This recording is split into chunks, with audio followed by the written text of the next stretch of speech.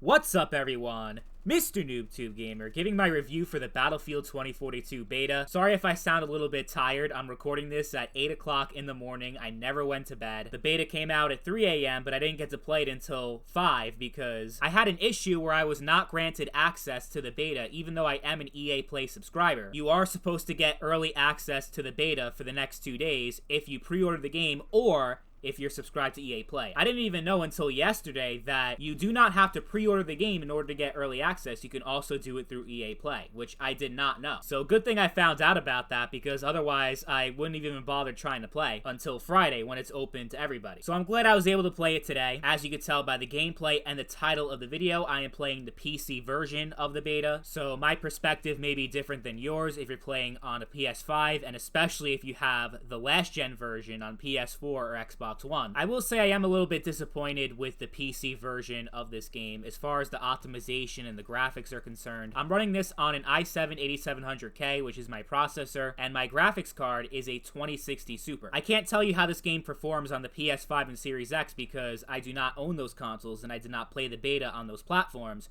but for PC with my 2060 Super, which is a pretty good card, maybe not high-end, but still a pretty good rig, I was able to run the game at max settings, so the highest graphics possible, but I couldn't run it at 1440p, I could only do 1080p, and I couldn't go higher than 60 FPS. To me, the graphics definitely feel like a downgrade compared to the previous games like Battlefield 5, Battlefield 1, and even Battlefield 4 to some extent. I know those are older games, so obviously I should expect 2042 to be more demanding on my PC than those games, especially with the 128 players and the really advanced weather effects. But I still can't help to feel a little bit disappointed by the graphics. They're not bad, but I feel like they definitely could be better. Maybe it's just an optimization thing, and the game may look and run better in the future. But for now, the graphics are not the best. And the gunplay is another interesting thing about this game. It doesn't really feel like a step up from the previous games. I'll even say that I like the gunplay better in Battlefield 5 than I do in 2042. Because as much as BF5 was hated, even the people that hated Battlefield 5, a lot of them would say that the gunplay was actually really solid. So I expected the guns to be more like Battlefield 5 and less like Battlefield 4. And I'm not even trying to say that I hate the gunplay, I was just very surprised by what we got. The gunplay's still very tight, and the weapons feel good. It feels very satisfying to get kills, so that's a good thing. And overall, I had a lot of fun playing this beta. The one map that we got in the beta is pretty good. I like it a lot. That's one thing that Battlefield always does in their beta. They only have one map, but it's always like one of the best maps that the game has, like Operation Metro, which was the beta map in Battlefield 3. And I know Call of Duty is a completely different game from Battlefield, but I will say I had a lot more fun playing the Battlefield 2042 beta than I did with COD Vanguard. In COD Vanguard, I feel like the maps played like absolute shit. Same shitty gunplay and balancing from Modern Warfare 2019. It's pretty much a World War II copy of Modern Warfare, which is the worst COD of all time. I'm actually having a really good time playing this beta, which I never did with Vanguard. One thing I was really worried about heading into this beta was the new specialist system that's been introduced to the Battlefield series with 2042. I was worried that these specialists were going to be an unbalanced mess and make the game a lot less fun. And that still may be true, because the way they're going with 2042 is that it's going to be a live service, kind of like Rainbow Six Siege. They're going to keep adding new specialists over time. So the balancing right now is not going to be the same a year from now. And one big criticism against Siege right now is that over time the updates have just ruined the balancing so much with all these new specialists and operators. We can only hope the same does not happen with 2042. What I can say with what I played in the beta, I think the specialists were fine. I feel like they add a nice new flavor to the Battlefield formula. I don't know how other people feel about it. I feel like it's very divisive, but I think they're okay. I found myself using the medic specialist, the bitch with the gray hair that has that little pistol that you can use to heal yourself. I found myself using that specialist the most,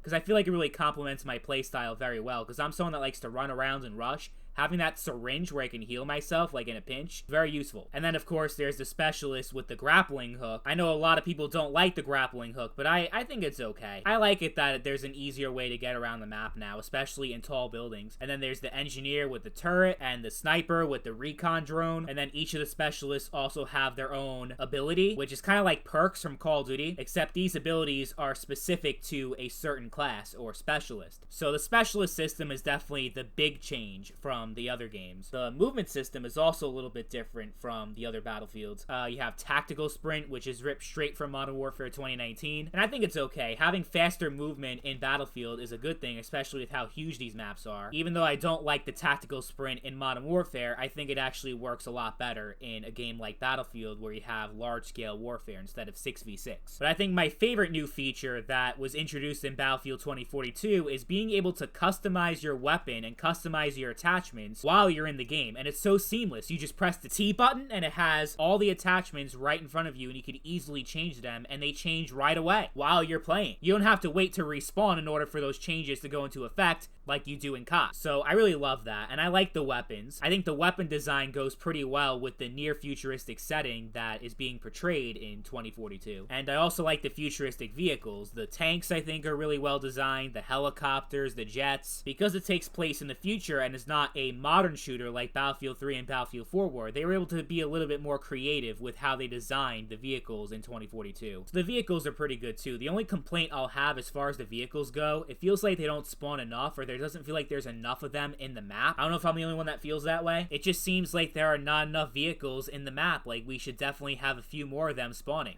Even at the headquarters, like when the match starts, it's like half the players don't have a vehicle that they can ride because all the vehicles were taken, so they have to go on foot. So that's something that should be addressed. I feel like DICE is still designing the game around being a 64-player game, even though it has 128, so I think, you know, they just need to adjust to the higher player count and tweak a few things with the vehicle balance and stuff like that. I think that could easily be addressed, though. Another complaint, I guess you could say, is I don't think that this game has enough destructibility. That's one of the things that Battlefield's supposed to be all about, is being able to blow shit up and destroy buildings, but I didn't really feel like we had enough of that, at least in this map. Maybe the other maps are different in the full game, but at least with this beta and this map, I was pretty disappointed with the lack of destructible environments. Like, you can destroy a few walls, but you can't actually, like, take down a whole building. In that way, it kind of feels like a downgrade from the previous games. It didn't even feel like destructibility was much of a factor when I was playing. It was mostly these new weather effects, which are awesome, but I don't think they're a substitute for destructibility. No way. Even though the tornado is pretty fucking destructive and can fuck up a lot of shit. I don't know. I just feel like we definitely could have used a lot more destructibility, and maybe we will in the future, but I don't know. Oh yeah, and then there's one more thing that's new in 2042, is actually the way that Conquest is played. Instead of it being one single flag that you must capture in order to secure the objective,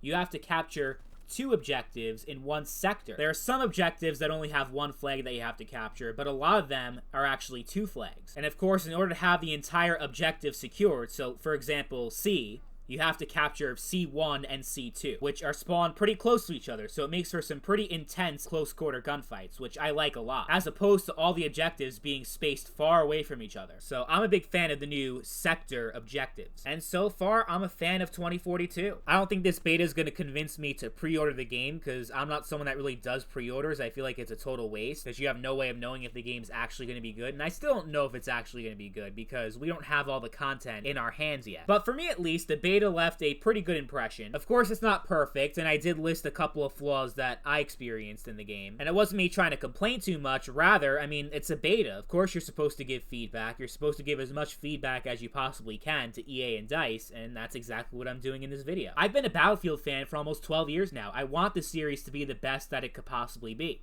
I think 2042 has a lot of potential. But let me know what you guys think about the Battlefield 2042 beta. Are you liking it? Are you not liking it? And what do you love and hate the most about Battlefield 2042? Let me know in the comments down below. As always, thank you all for watching. Hope you guys enjoyed my review. Until next time, guys. Peace.